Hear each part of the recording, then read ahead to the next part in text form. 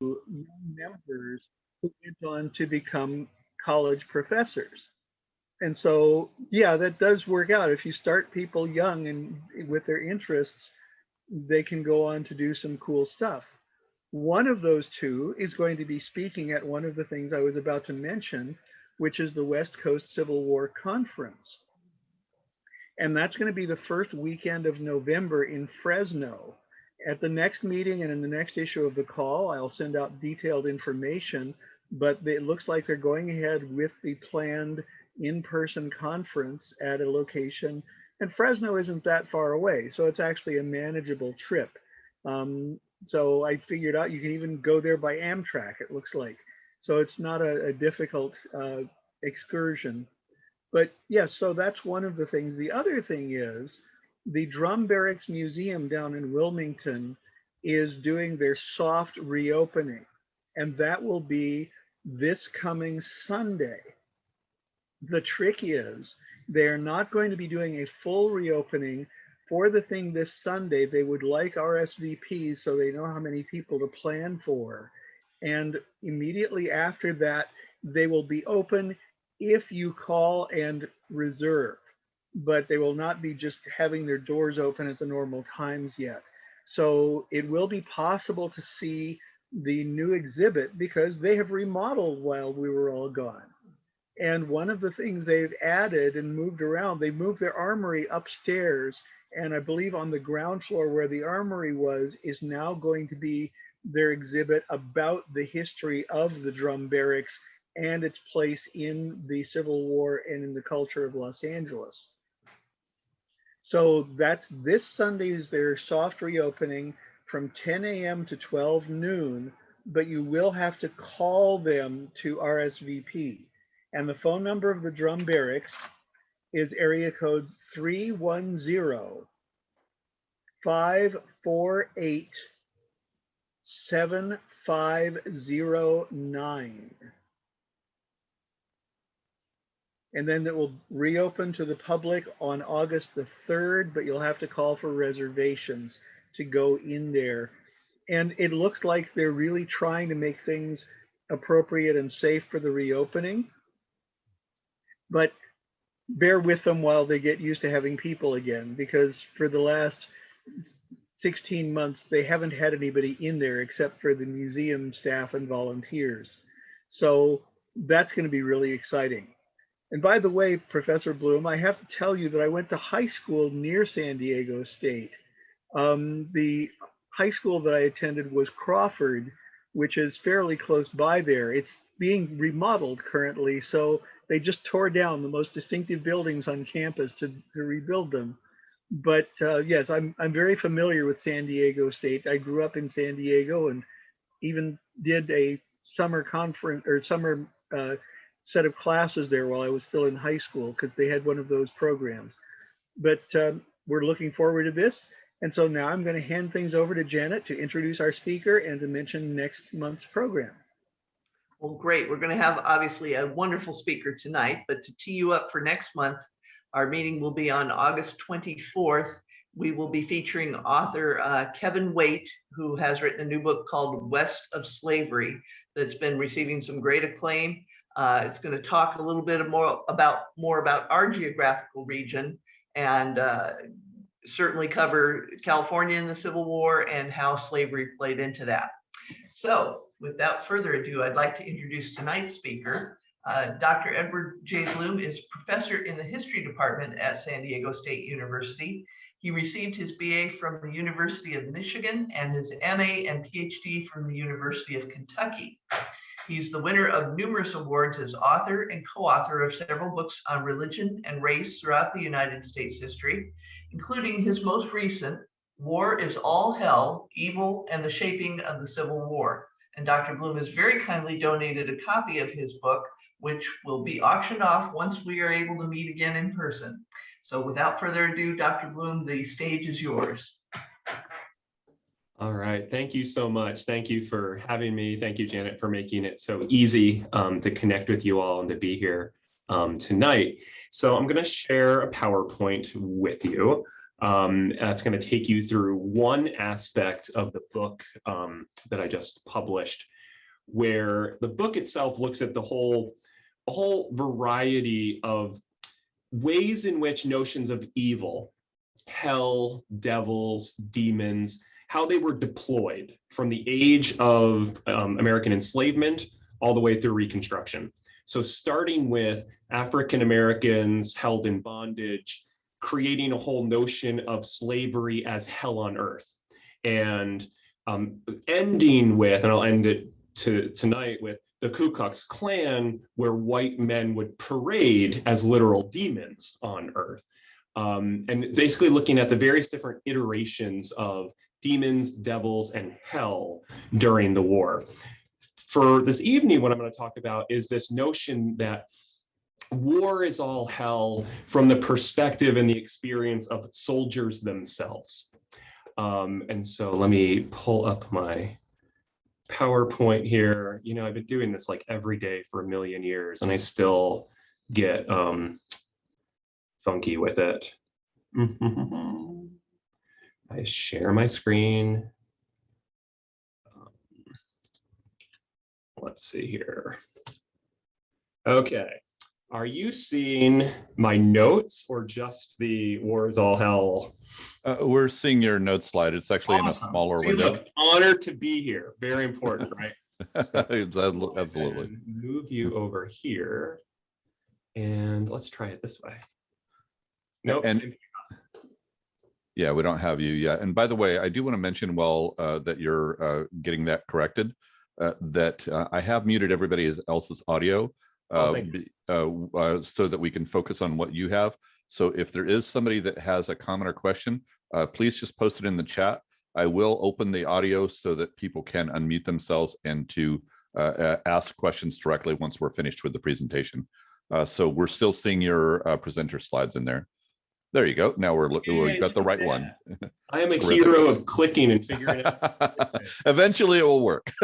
Oh my gosh. You should see, like, so many times when I was teaching this last year, like, you know, 10 minutes in, students be like, did you want to be sharing your screen? And I'm like, oh my goodness, like for the millionth time. I got better at it, but I was still quite poor. All right, so the book is War is All Hell, The Nature of Evil, the Civil War. If you want to get in contact with me, my email address is at the bottom. I'm also on Twitter. I'm not big on Twitter, so I have like, 10 followers or something like that. And I don't check it too often, but if, there's announcements or things there, feel free to share them with me.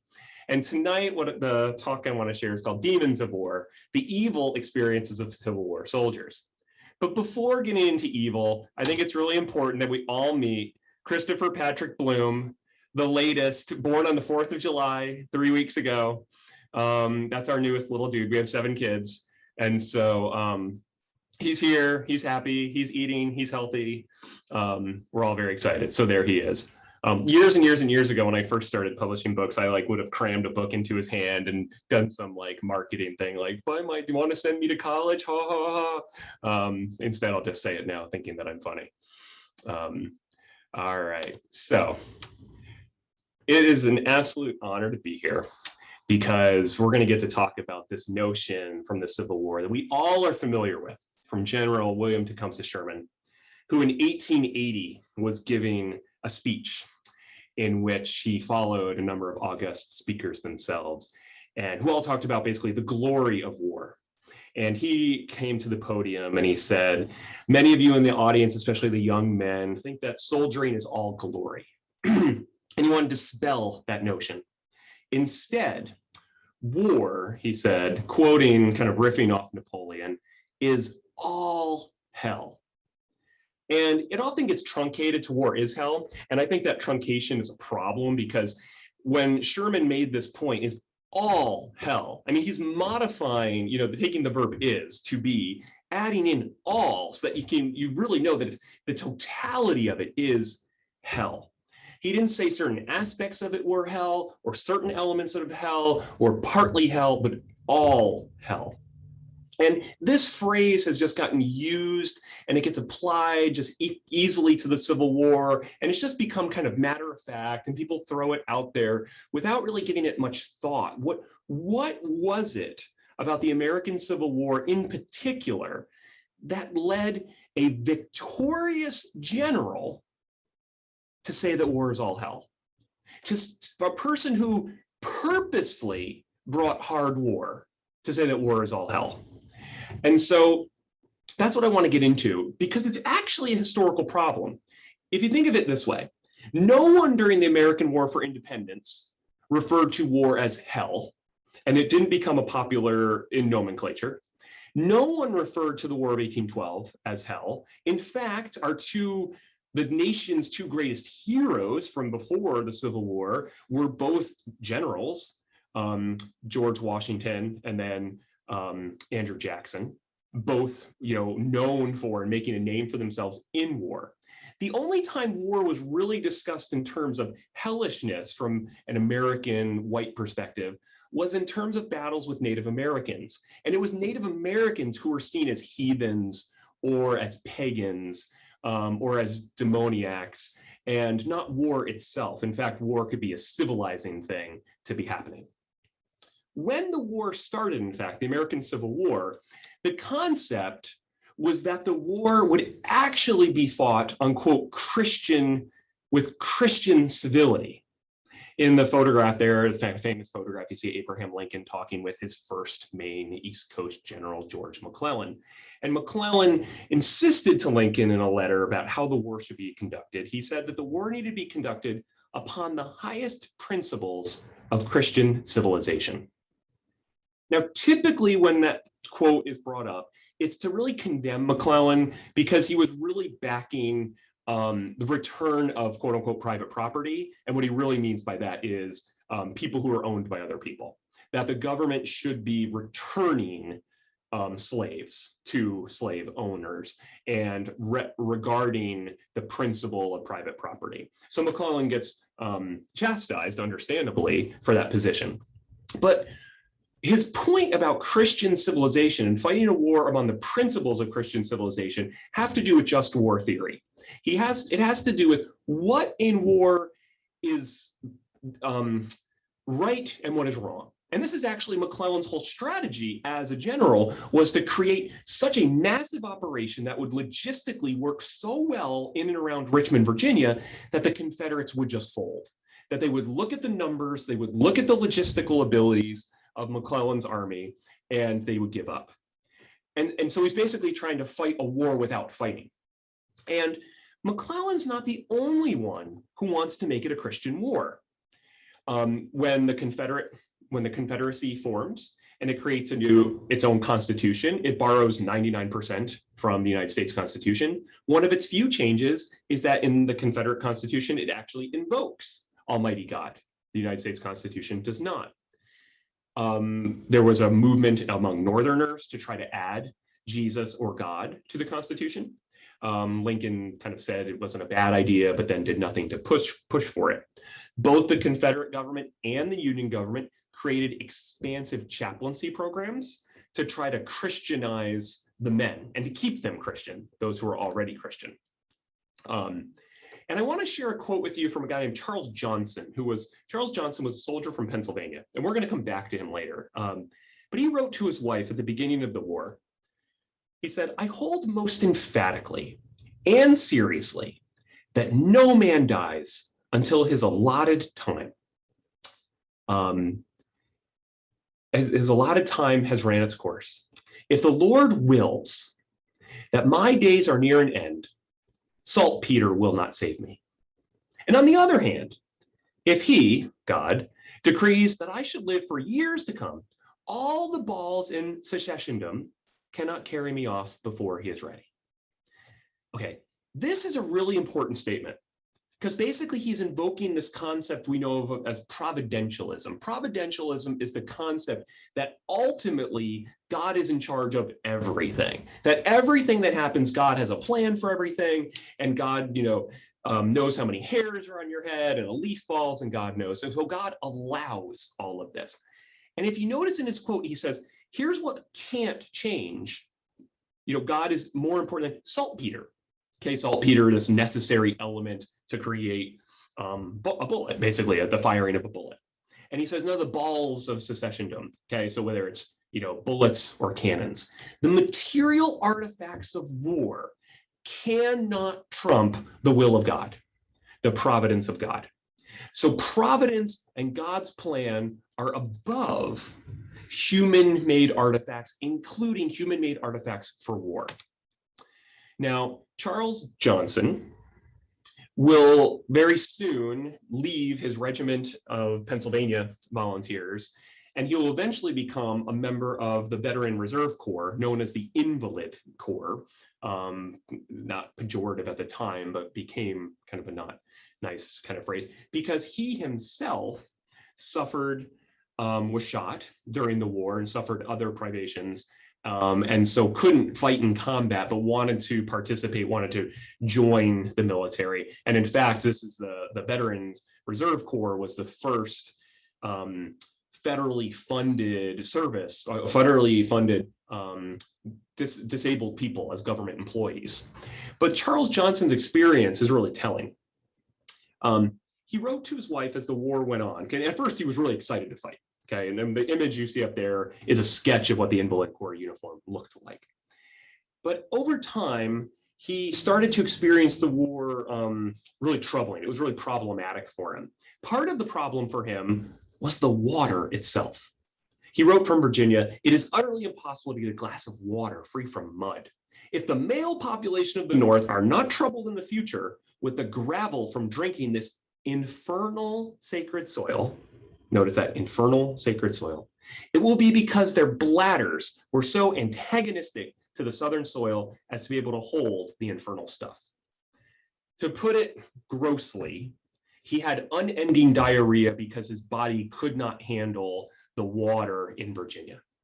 But notice he keeps using that phrase infernal, and the phrase sacred soil is how Virginia, the land of Virginia was often called sacred because of Washington and Jefferson and Madison Monroe and things like that. But he's writing to his wife about this, the pain that he experiences. Then he gets shot and ends up in a hospital. Okay, so he's spending time in a hospital, and he's writing to his wife all these letters, how upset he is.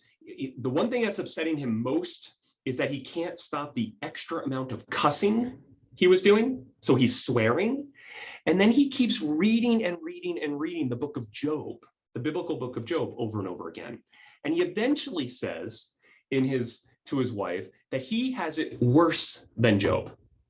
Okay, with my students, I always have to go into like a whole bunch of Bible history. With you guys, I'm going to probably do less, but basically Job is this biblical character who God allows the devil to test, and all these bad things happen to Job. Eventually, his family gets destroyed, but Job never blames God. And so, I mean, Job loses everything. His life is terrible. And, Charles Johnson is saying he has it worse than Job.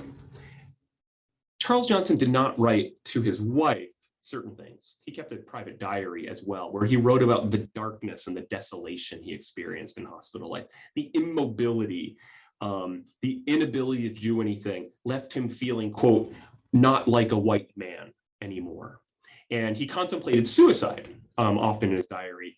And he wrote that the only reason he wasn't committing suicide was because basically he didn't want to go to hell. But he also thought, a good God would be understanding of this.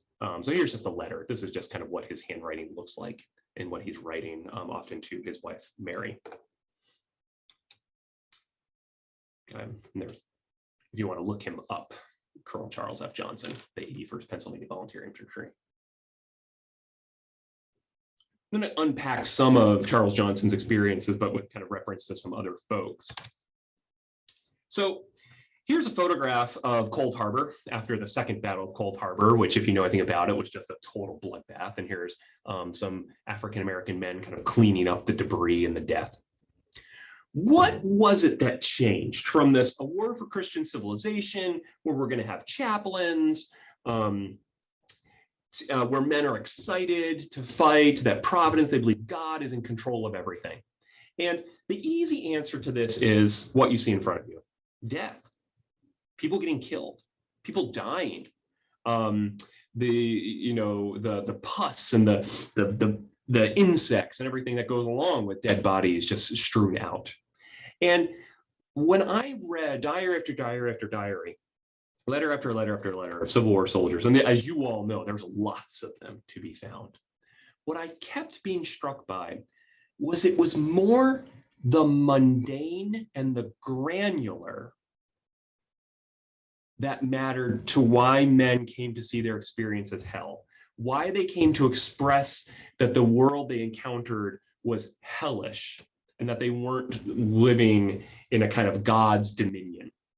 And what I mean by the basic and the granular is I mean everyday experiences of sight, sound, smell, and physical sensation. That the Civil War for these men ruptured how they understood their world should have been, what they should see, what they should hear, what they should smell, and what they should experience were all wrenched out of context. And so what happens is these men have such a wrenching physical experiences that their notion that God had created an orderly world fell apart. And then the only referent, the best referent they had for what could describe such disorder, such chaos, is hell. One kind of simple thing that's often overlooked is that there was no church on Sunday for most of these men. There was no Sabbath. There was no day set aside where bells would ring, where they would go as a community and sit through church. And often in their diaries, they talked about just no Sabbath today, no church today. And what that indicated, or what it's kind of symbolized, was that the rhythms of their daily life were gone. What they had done before, week after week, day after day, month after month, was now different, was now unique, was now distinct. Farmers who spent their entire lives learning how to cultivate the ground now destroyed the ground. Mechanics who had spent their entire lives learning to repair machines now create machines to destroy other machines. Instead of hearing birds or cows, they now hear bullets and cannonballs. And one soldier named Louis Bissell wrote in a letter to his brother, "Thousands of acres of woodland have been cut." This is when he would walk around. There were holes where a cannonball had passed. The first thing that attracted my attention was the slaughterhouse smell caused by the men. It was a sickening sight. See, a slaughterhouse should smell. Louis Bissell knew what a slaughterhouse smelled like, but it shouldn't smell of men. It should smell of cattle and pigs. So the sight, so seeing woods destroyed, and I don't have it here, but if you look at the photograph of the hellhole in Georgia, it's not a photograph of people, it's a photograph of destroyed trees. So over and over again, I found that these men, it was the bullets and the cannons exploding, like hearing that. It was the seeing of body parts. It was the smells that were out of place that led them, like what Louis Bissell did in his diary. He put himself at, or in letters to, he geographically rendered himself in Cold Harbor and hell. Usually he would put at the top of an entry or top of a letter, Lynchburg, Virginia, Frankfort, Kentucky. He would put the geographical referent. By June 1864, he was putting Cold Harbor and hell. And another, John Chase, another Northerner, wrote in December 1864, "It is a perfect hell on earth to be here." One element that often gets kind of forgotten is hellish, but it's really important, is the rebel yell. That very distinct sound made by certain Confederate soldiers that got lots of attention. One Alabama soldier described the rebel yell as, quote, "a wild yell that sounded as if all the demons of hell had broken loose and went up from our lines." So the sights, the sounds, the smells, and interestingly enough, African Americans who had lived in slavery, when they wrote about slavery, tried to discuss enslavement as a totality of physical experiences that felt hellish. Okay, Frederick Douglass would talk about even the sounds of the voices of white Southerners who, when they weren't slaveholders, they sounded one way, but then when they became masters and mistresses, their voices became demonic, even in the tone. So this notion of calling things hellish even gets applied to constructions. Okay, so here's a photograph of the war for the Union, and this is of at the siege of Petersburg, Union soldiers constructed Fort Sedgwick. But it wasn't often called Fort Sedgwick. It was often called Fort Hell. So here's the back of that photograph. You could buy the photograph. Soldiers' quarters in the Union Fort Rice, adjoining Fort Sedgwick, quote unquote, known as Fort Hell. Confederates built another fort just kind of across from there, and it became known as Fort Damnation. And the reason Fort Hell and Fort Damnation got those monikers, got those names, is because they were too close to the rival side. So it was a good place to get shot at, to be unendingly hear the sounds of war. Another element for how the Civil War experience as hellish, and you all know this probably quite well, is prisons and prison life. Before the American Civil War, the United States does not have a large prison system. We certainly don't have a prison system for prisoners, or excuse me, for soldiers. And so then the war starts, and as you all know, typically after a battle, there would be exchanges. So rather than taking a large number of prisoners, you would just kind of exchange back men. But as the war intensified, and particularly intensified because of the Union move toward emancipation, exchanges became less likely and happening less. And what happened is ultimately about 700,000 soldiers end up in some form of imprisonment. And when I looked into the writings on from prisoners, they used phrases like prisons were called the confines of hell, referred to as this living hell. One prisoner said it was the closest existence to a hell on earth. Okay, now none of these people had experienced actual hell, right? This is just their way of trying to explain how bad this experience is. So what is it about being in a prison? Well, interestingly enough, the way these white men describe being prisoners mimics how they understand enslavement to work. These men are put in shackles. They have their possessions taken from them. They have to live amidst the elements or whatever is given to them. Their time and duties were controlled by others. When men would die, there'd be no name listed. This is how these white men understood slave lives to be. If you read Uncle Tom's Cabin, this is what Uncle Tom's life is. When he gets sold, he has his possessions taken away from him. And also, many of these men living out exposed, their skin oftentimes became darker.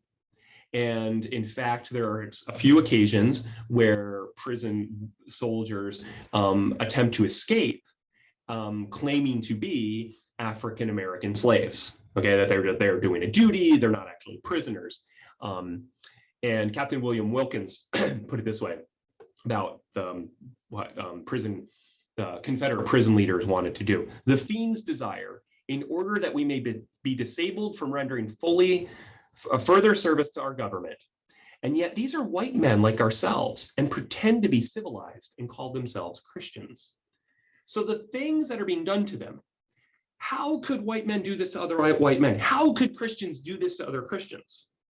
And so on one hand, they understand, how is this hellish? It's hellish because I'm experiencing a dependency, a violated dependency, that the only other people in existence that experience this, in my knowledge in the 1860s, these people at the time, are African Americans owned by other people. Now, another referent for this is Dante's The Inferno, which was not a terribly popular book amongst Americans. Paradise Lost was much more popular, and in War is All Hell, I talk a lot about the use of Paradise Lost. But George Irwin Comstock, one soldier, wrote from prison, he said, that the hot steaming sands underfoot, a place not unlike Dante's Inferno, where you freeze and fry alternatively. He wrote that it's like the doom the Inferno offers at the beginning, all hopes abandon, ye who enter here. Now, that phrase is kind of one of the iconic phrases from Dante's Inferno. This is a political cartoon you see in front of you from 1872, from the presidential election of 1872, when Horace Greeley is running, who had turned from a Republican to become a kind of liberal Republican Democrat. He's running on the platform of let us clasp hands across the bloody chasm, that he wants to peace after the war, 7 years after the war. And this political cartoon is mocking him by saying, here he is trying to reach over the bloody chasm of Andersonville prison. Whoever entered here left hope behind, using the Dante's Inferno reference as a kind of to point toward Andersonville. So that even after the war, years after the war, this notion that prison life was a hell on earth was a hell kind of continues in American political culture. Now, there is a shift, though, in the war where hell and the agents of hell become weaponized. Usually when people kind of approach war and they talk about notions of demonization, it's usually the other side, the notion that like, oh, people demonize their enemies. Oh, so Northerners demonize Southerners, Confederates demonize Unions. And it's kind of simple. Oh, and everyone, it's kind of this notion that everyone does this universally. And then that's not true. People fight wars without demonizing one another. But in the Civil War, a fascinating thing happens. Becoming like a demon becomes actually a weaponized approach to fighting. The man you see in front of you is James Wadsworth. James Wadsworth was a very famous New Yorker who was a right-hand man to George McClellan at the beginning of the war, and was there with McClellan's inability to take Richmond and inability to move forward. And he was brought before Congress, the Senate, to testify, basically to say what went wrong. And he claimed, this is what he said, McClellan's men and McClellan lacked the courage to fight like demons. They didn't pursue retreating Confederates. And he said before the Senate, whoever heard of a retreating army that was not pursued by the victors like demons, except in the case of the rebel retreats? Other armies fight like demons after a victory and annihilate the enemy, but we do not. And so he's saying that was a problem, that our men didn't fight like demons. They fought like, for Christian civilization. And he was saying that was wrong and bad and a problem. And he's actually, the phrase fight like demons, he's borrowing from Shakespeare. But as the war moves on, the phrase, some version of fight like a devil, fought like a demon, some version of that becomes an ultimate compliment. No one gets complimented for fighting like a good Christian. No one gets complimented for fighting like Jesus would have. They get complimented when they quote fight like demons. This is a compliment that Union soldiers use for other Union soldiers, that they use for Confederates, that's used for Black soldiers, that's used for female soldiers. Anytime a group fights kind of above and beyond the quote unquote call of duty, they're complimented as fighting like demons. Now, there's only one problem with this.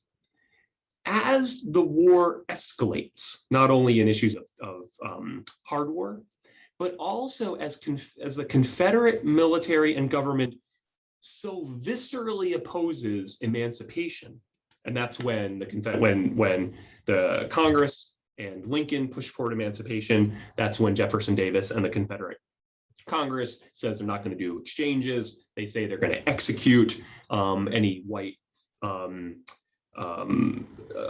officer who leads African-American troops, and they're going to treat African-American soldiers as if they were slaves, basically either kill them or re-enslave them. So it's not just emancipation that's upsetting, it's the enlistment of African-American soldiers into the Union military fighting force, that becomes so viscerally terrifying, that becomes so horrifying, that as men are encouraged to fight like demons, and as the stakes get raised even higher, some men do in fact act like demons, where they murder people in cold blood, where they murder surrendering soldiers, like whether it's the Battle of Fort Pillow or at Cold Harbor or at the Battle of the Crater, where Union soldiers dig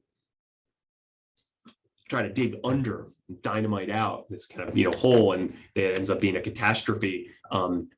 And you have these soldiers who are trying to surrender, and they're getting executed basically. And you have at each of these, whether it's Fort Pillow or Cold Harbor or the Crater, you have numerous, not only Union soldiers and leaders, but Confederate soldiers and leaders saying, we've moved beyond anything that could be called war. We've moved into murder. We've moved into evil.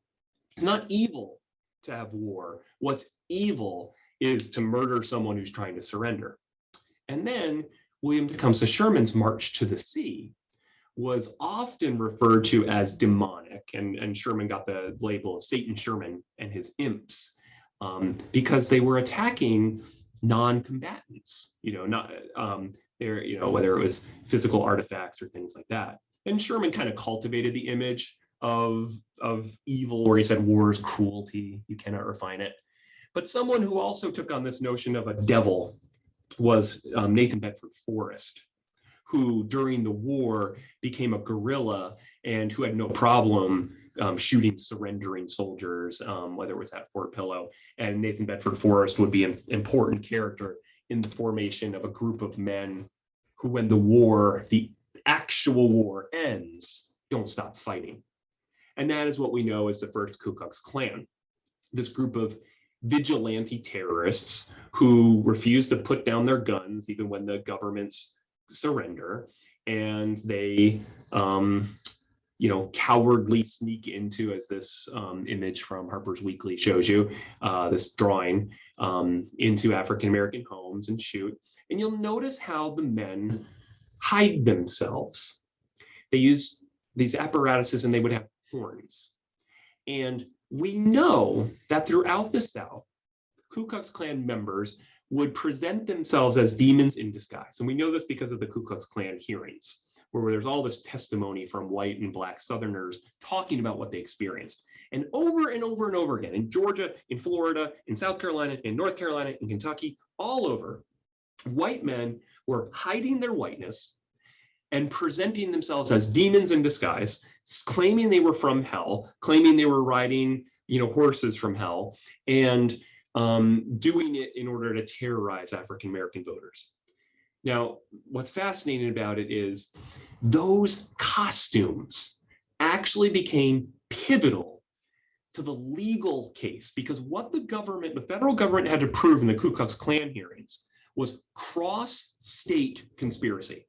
Because if one group is doing bad stuff in Alabama, the federal government really can't do anything. If one group is doing something bad in North Carolina, the federal government can't do anything. But if men in Alabama are working together with men in North Carolina, boom, then the federal government can walk in. So how do you prove conspiracy? How do you prove this secretive organization is actually working together? Well, what Republican lawyers do in all of these trials is they ask the black men and women, they ask the white men and women, what were these men wearing? What did they say? And they find so much overwhelming similarities in the things that they say that they prove cross-state conspiracy, which allows for the passing of the Force Acts, which ultimately destroyed the Ku Klux Klan. Now, hardly anybody goes to jail. There's basically no justice, but the first Ku Klux Klan does die, and in part because of their own, their own kind of idiocy. But this notion of embodying hell on earth actually becomes a positive for them. So they're not fighting for Christian civilization, they're fighting to make hell on earth. So we start the war with the Confederacy putting Almighty God in their Constitution. And when the war is over, we have white men dressing up as literal devils, trying to kind of terrorize the Southern landscape. So that's just some of the kind of experiences and reasons for deployments of hell and devils and demons throughout the war. There's a little close-up of, if you want to see the horns. There were other things Klan members did. They created these weird contraptions where it would look like they were on fire, and they'd douse it with water, but the water wouldn't touch the fire, and just keep giving it water, but it wouldn't put the fire out, trying to prove that they're actually literally from hell. Okay, now, because everybody tells me I want to sell books. Where can you buy this amazing, beautiful book? You can buy it at Amazon.com. It's expensive. It's like $45 at Amazon.com. That's a bummer. You can get it on Audible there as well. You can also get it for 30% off and free shipping from the University of Pennsylvania Press. You just have to go to their funky website and put in a discount code and all that good stuff. I know, like, the whole world is putting in discount codes, and like, I don't know about you all, but I find it just like tiresome and infuriating. And if you'd like a signed copy of the book for $40, no charge beyond that, you can email me and we can arrange that. I can send you a copy and sign it for you. You can also buy it as an ebook. It's cheaper as an ebook. Tomorrow, I'm giving a talk with the Civil War Roundtable Congress at 4 p.m. They do want people to register. So if you want to go, there's that little website, all that good stuff. I'll leave that up there for a second. So if anybody wants to buy the book or go catch the Civil War Roundtable Congress tomorrow, that'll be a completely different talk. Very little of what I shared today will be in that one.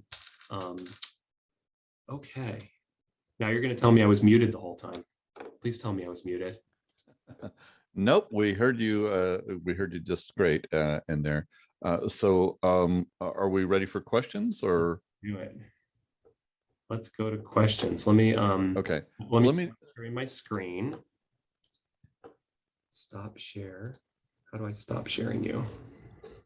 This is where I always get confused. If anybody knows how to stop sharing it, you can tell me. I'll stop yours and then I'll stop mine. And there you go. Awesome. Thank you. Okay. So what I'm going to do here is I'm actually just going to allow people to be able to unmute themselves.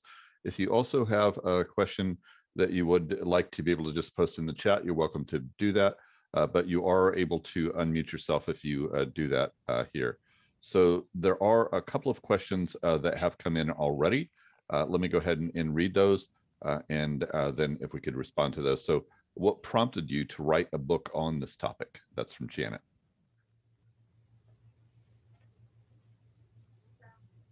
Now, actually, we do have your audio. Yes, I figured, yes, Okay. like a genius. Okay, so there's a whole bunch of different reasons I chose to write this.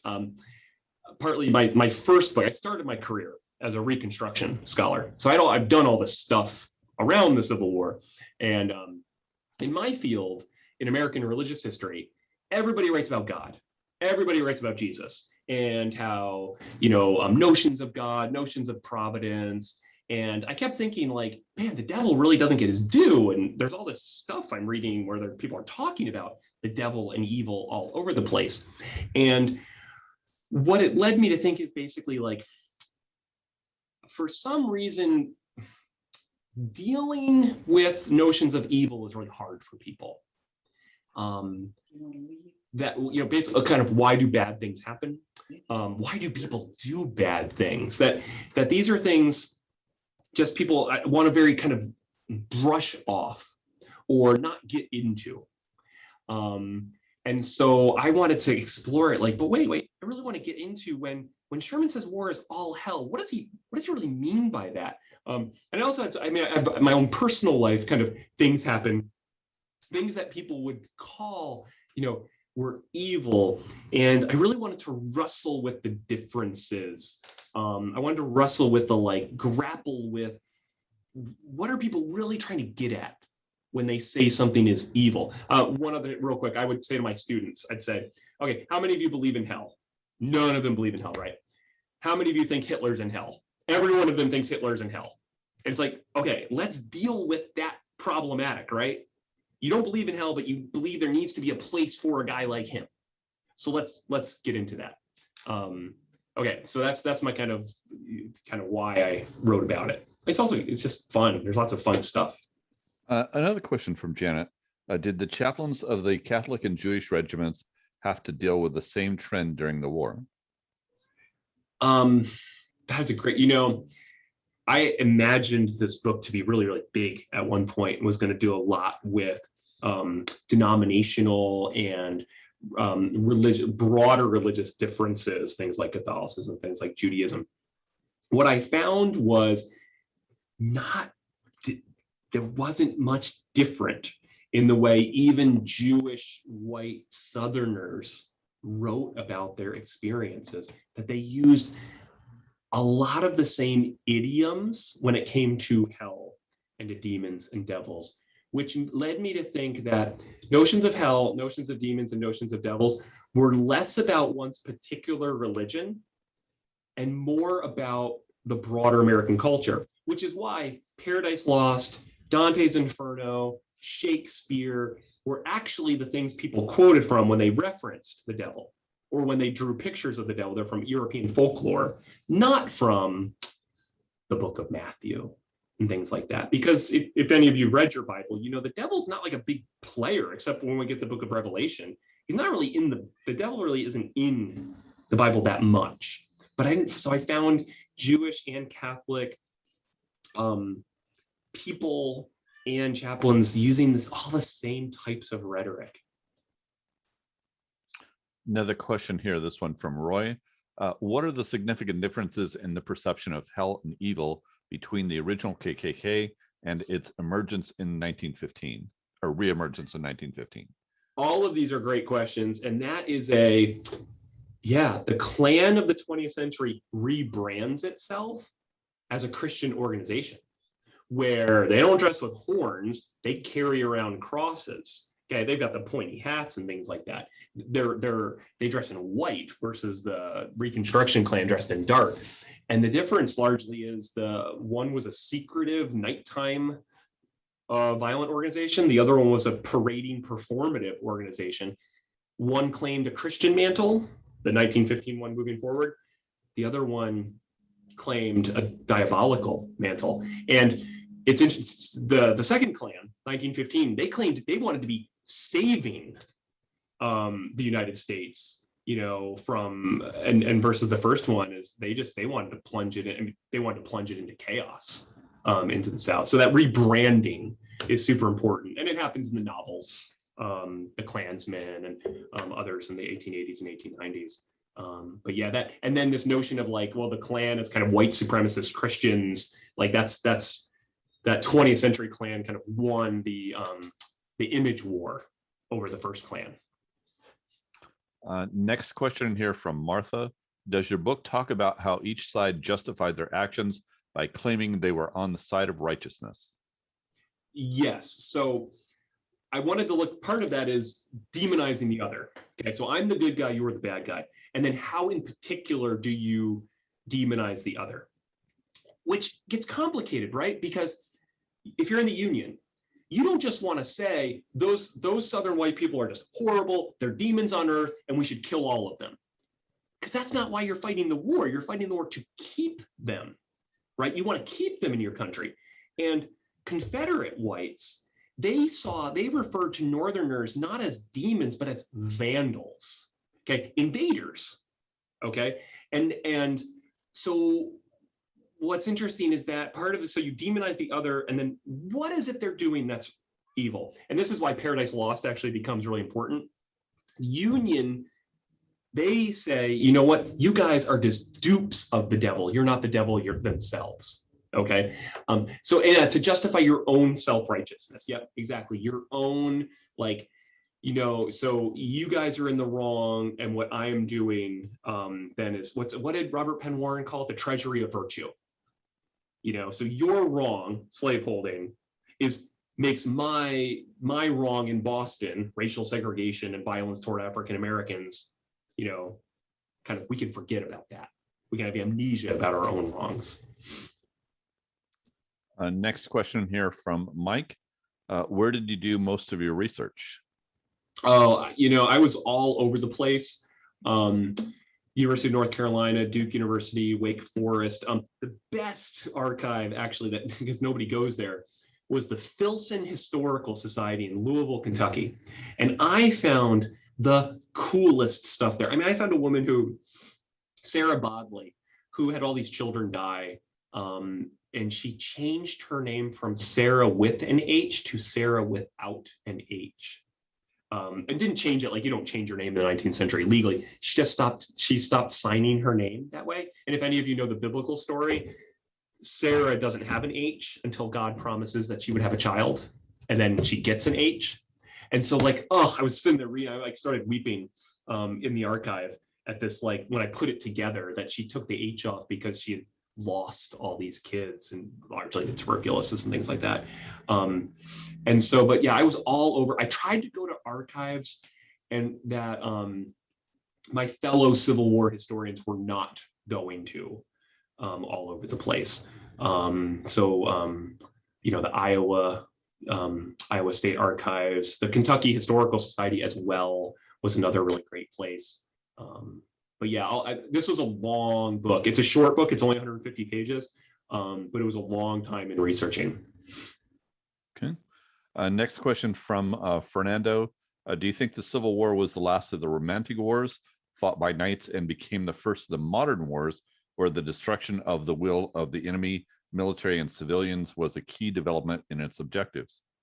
Yeah, Fernando. I mean, all of you are hitting nails on heads. That, yeah, these men go into the war with this kind of like this illusion of what it would be like, and they didn't you know, Ken Burns does such great stuff with this. They didn't know that, they didn't realize technology had changed so significantly. They didn't realize that there'd be so many people lined up. So you go in with this heroic notion and an individualistic notion, and then you're put into a group of men and told to march all at the same time and eat the same thing and have no individuality at all.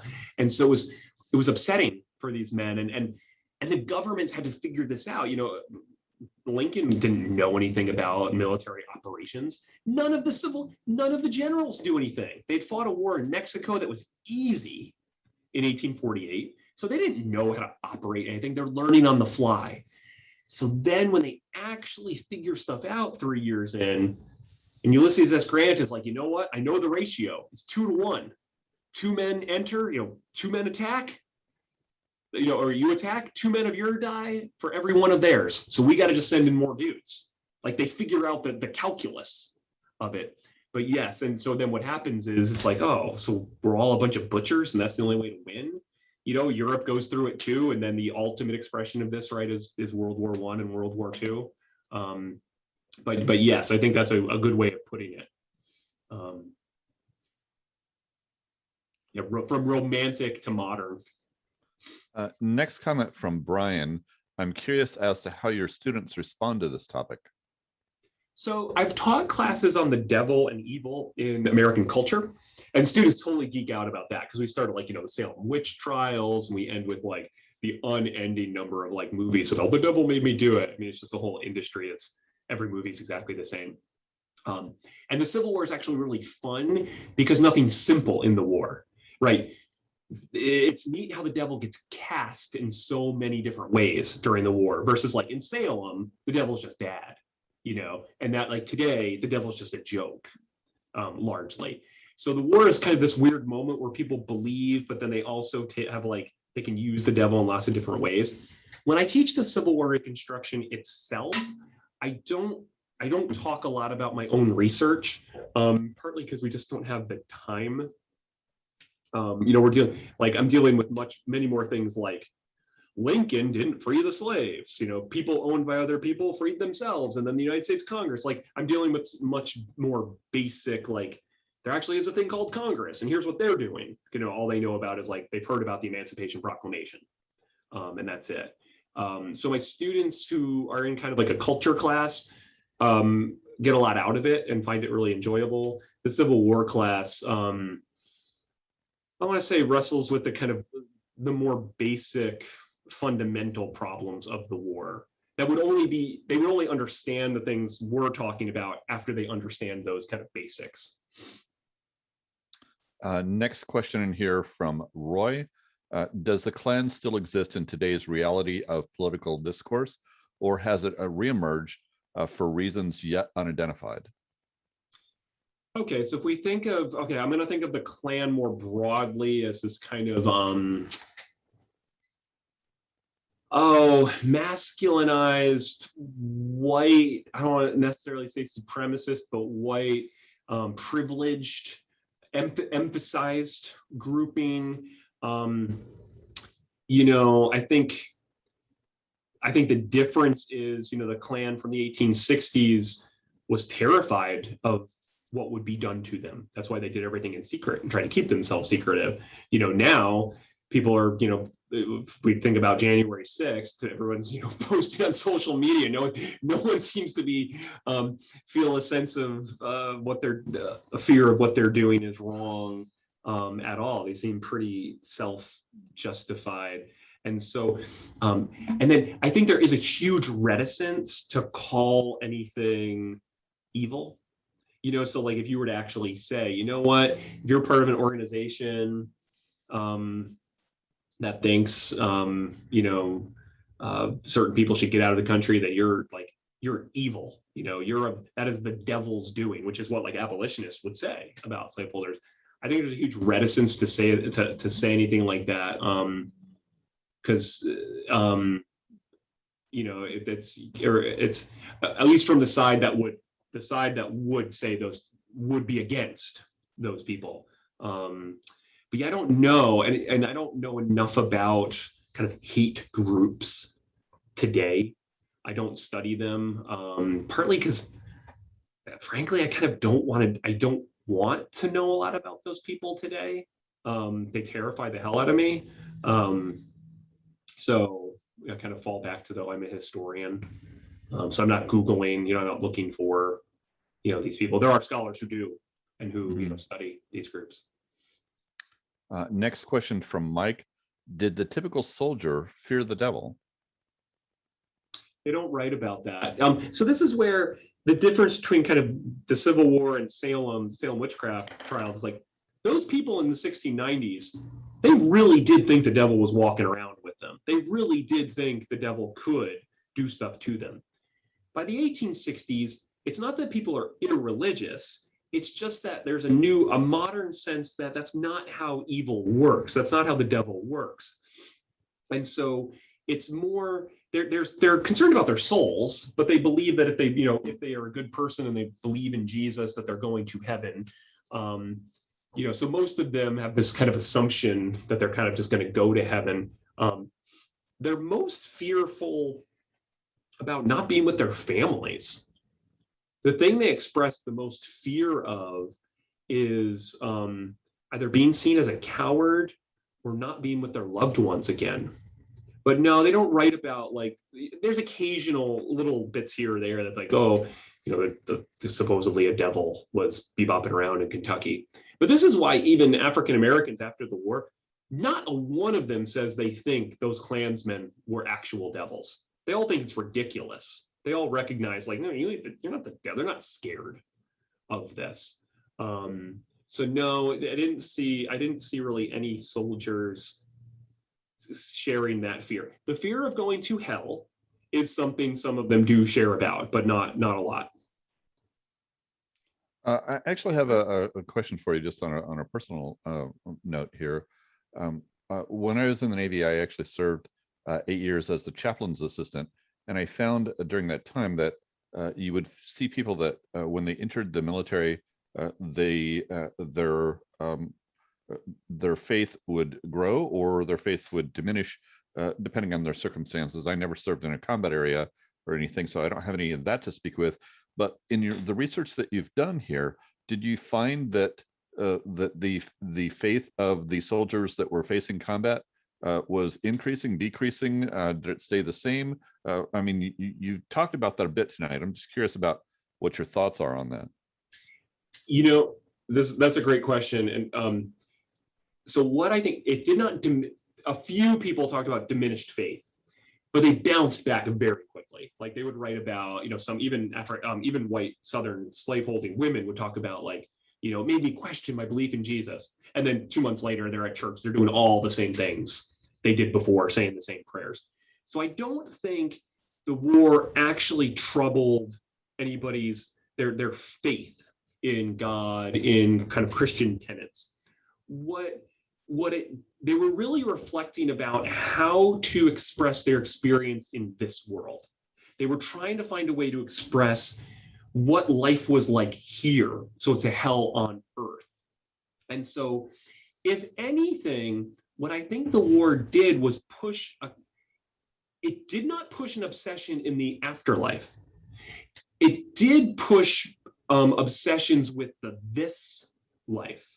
Okay. And so even though there was a best-selling novel after the war, Gates Ajar, which is all about kind of rethinking heaven and things like that.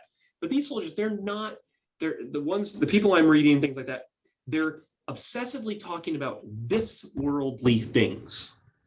It's not until the late 1870s that we see a huge upsurge in premillennialism, where we see an upsurge in people obsessing about life after death. And that really is about this guy named Dwight Moody. This guy, Dwight Lyman Moody, is a revivalist who basically he convinces people, stop thinking about this world and think about the world after. But so the stuff that I read really showed people really locking in on my experience in the here and now. Next comment from George. Excellent subject and presentation. Best question of the night. A question from Janet. Did the Protestant chaplains utilize the devil as a major impetus for religious revivals among the soldiers?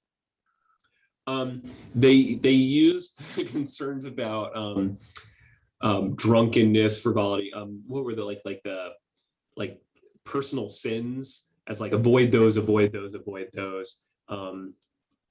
believe in Jesus. But now, it was they did a little bit use the you may die tomorrow, but not a lot. Chaplains, you're not going to get a lot of soldiers coming back to because it wasn't compulsory. You didn't have to come. So you're not going to get a lot of people coming if you're talking about hey, you're going to die tomorrow. It's So it was a lot more hey, don't smoke, don't swear, and put your faith in Jesus. With a wink, wink, nod, nod, you might die tomorrow. Question from Brian. Did the soldiers come to see themselves as doing evil to achieve a greater good then? That fight like a devil, to win. They didn't really put it that specifically. They seem to actually kind of take the positive of just we fought like demons. Kind of you can go to Duke, right? You can go to Duke University and be a good Christian and call yourself a blue devil. You know what I mean? And so It's not that distanced from evil, but it's a little bit distanced from evil. They didn't see themselves as, we're fighting like a demon. I'm a really bad guy. And so they definitely, the notion of a great and good government was huge. And that's how they justified how the Union justifies. They basically map on Paradise Lost onto themselves, that they are the godly government. And the Confederates are the Adam and Eve who are duped by the serpent, but the only way that symbolism works is if the Union itself is basically the surrogate for God, the surrogate for heaven. So that definitely is at play there. And then we also have one more comment here from Roy. Excellent presentation on hell, destruction, and the underlying social perceptions of man's inhumanity to his brother. I commend you on your thoughtful and perceptive measures on the issues of war as hell, and hope that your modern life's experiences have learned sufficiently to pass on to our progeny. Right. Oh, thank you. Could I ask a question? Absolutely. First of all, you started out, you were talking about the rebel yell, and I've read a lot of places where we don't really know what it sounds like, and I find that interesting that somehow it wasn't transmitted down, that people who knew the yell got it recorded. Have you ever come across where we do know what the rebel yell sound like? No, there's this great book on the rebel yell itself. I can't remember the guy who published it, but yeah, it's partly because, and his question in the book is was there a rebel yell, or was there just many, many different ones that get this, name? It does seem like there was something, and it seems like there's some shout and scream that these folks did, kind of that. Yeah, just no one was ever able. No one took the time to put pen to paper. Unlike African American spirituals, which Northern whites went, wrote down and did the notes for and things like that. And part of it is hard. It's they weren't good at ethnography, at the time. So how would you actually put into words gutturals, sounds like that, shrieks like that? It's like we can use the word. It's kind of similar to like when you say something's like hell. What do you mean by that? Since none of us have been to hell, and so but yeah. So when it comes to Rebel Yell, I have not found anything that's like, yeah, you know what? We think it was. It was actually recorded in the 1930s. A guy, like an 80-year-old guy, did it, but you can go online and listen to an old guy doing it. Huh. Yeah, I didn't know about that. Yeah, Well, Yeah, I think he was from North Carolina. I would have thought, I mean, we started having recordings, that were pretty good in the 1890s. And in the 1890s, there were a lot of people around who could have done it. And I would have thought that somehow they got that down. But very few of those recordings survive or of decent quality. So around the 1930s, though, that's when the first one I know about. Yeah, and Nick actually made a comment on there, said there's actually a couple of recordings, but obviously they were made many years later by smaller groups of soldiers than would have been used in the field. I've seen some of those as well, particularly ones related to the 75th anniversary of Gettysburg, where they actually had a number of the rebel soldiers that were participating in the reunion to be able to give the rebel yell. Great. Obviously, unfortunately, these men were at this time in their 90s, and instead of 10,000 of them in the field, there was maybe 20 or 30 of them. 90-year-old men trying to be able to recreate it, but you do get a sense of what it would have been like. Sure. And if you multiply that by tens of thousands, it would have been something to have heard that. Right, absolutely. Yeah, and something's better than nothing. Also, you made comments throughout about Paradise Lost and Shakespeare and Dante's Inferno. Were the contemporary soldiers then familiar with that? Because today, the average person, they're clueless. Okay, so Paradise Lost was ridiculously well known, if not read by everyone, known. Now, by white Americans, especially in the North. There's this actual joke, though. George Templeton Strong joked about how Lincoln didn't know Paradise Lost and that there was a congressman who spent a whole day teaching him the story. I don't think any of that's true, but it's just kind of a funny thing. Now, Dante's work, not very well known, not widely well known, but known from some. Shakespeare in the culture. Okay, so people hadn't read necessarily Shakespeare like crazy, but they'd seen plays, they'd seen performances. So but Paradise Lost was just kind of like universally, there were lines from it that were just universally in the ether among white Americans. Now, interestingly enough, when African Americans tended to write about hell, they didn't take from Paradise Lost. They took much more from the visceral, the sensorium.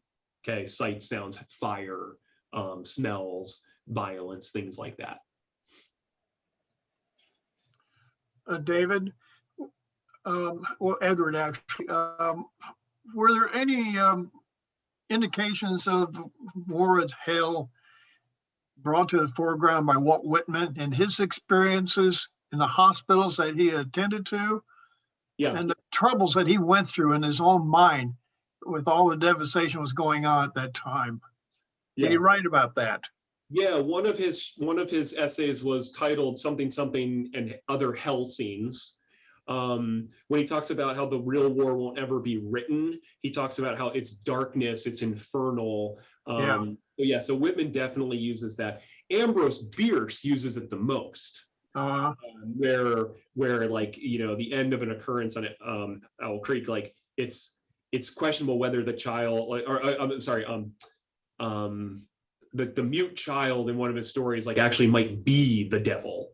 But yeah, the devil haunts Bierce like crazy, and then we get he ultimately writes the Devil's Dictionary years later. But so yes, it's there. The notion of this overwhelming darkness is there in Whitman, all over the place. Yeah, I know he wrote quite a bit about it. Yeah. And it's there in Thomas Nast. If you look at a lot of Nast's political cartoons, it's very similar. There's often devils in the background. They're kind of forebodingly around. I don't know. I know you mentioned several books that have been written about the Klan in recent years. The one I'm reading right now is called The 100% American by Thomas Pegram. It really covers the period of the Klan's existence from 1915 to when it really kind of came apart in the mid-20s, and the involvement of the White House and so forth in this whole movement. It's quite different from what occurred back in right after the war in Reconstruction times, where it disappeared. But it's a good read for anybody who might be interested in that. Oh, thank you. I'm looking that up right now. Thank you. Sure. I wanted to ask you, when you showed that picture of a man looking over Andersonville, on the coat, it said Gratz Brown, who was the vice president candidate with, so was that supposed to be Gratz Brown, or was it supposed to be the presidential candidate? I thought that's supposed to be Greeley. Greeley, yeah. It was Greeley. Yeah, it's Greeley. Yeah. Yeah, I'm not sure what the Horace Greeley. but yeah, Horace Greeley. Yeah, the what the image is. Let me pull that up so I can kind of look closer at it. And if you go to the Library of Congress website has really great descriptions of everything, because if you it's hard to see. Is that because he's from? I don't know how it's attached to him. Well, it's on his coat there at the bottom. It says Gratz Brown. Right. If you want to share that image again, you can share on your screen. Okay, give me 1 second. I'll pull it up here.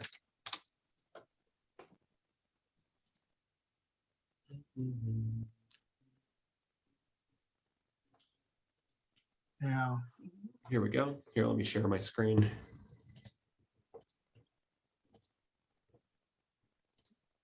Okay, so Gratz Brown. yes, a note card riding on his coattails. So okay, so it's a note card he has just on his coattails. What's in his pocket here? What I know about shaking hands. Oh, so it's the speech. So here's the speech he has. Yeah. Horace Greeley. So I guess, I mean, according to this, it's just, the vice presidential candidate is just been reduced to, a piece of paper on his coattails. That's how, this description has it. But Horace Greeley's running mate nevertheless. Yes, yeah. The 1872 election is weird. I mean, there's crazy weird about it. Yeah, a lot of candidates jumping in and jumping out. Yeah, absolutely. So just have, looks like one last question here, and then it's probably a good place for us to be able to wrap that up. What do you think the reference to war is hell when many soldiers carried Bibles? Yeah, I think because basically their Bibles didn't give them sufficient. It didn't give them enough. It didn't give them the language. It didn't give them the tools to be able to express what was happening to them. So they sought around for a language, something to explain it, something to justify what was going on. And so they take this piece from their Bibles, they take this piece from their culture, but that's really not well known, that's not well defined. And they say, okay, this is too big for me to explain what happened to me. So I'll reduce it to this one word or concept, hell, because it's too hard to explain. It's kind of like, how do you explain, how evil was Hitler? Well, I can't explain it. I can't tell you exactly the magnitude of it. He's in hell.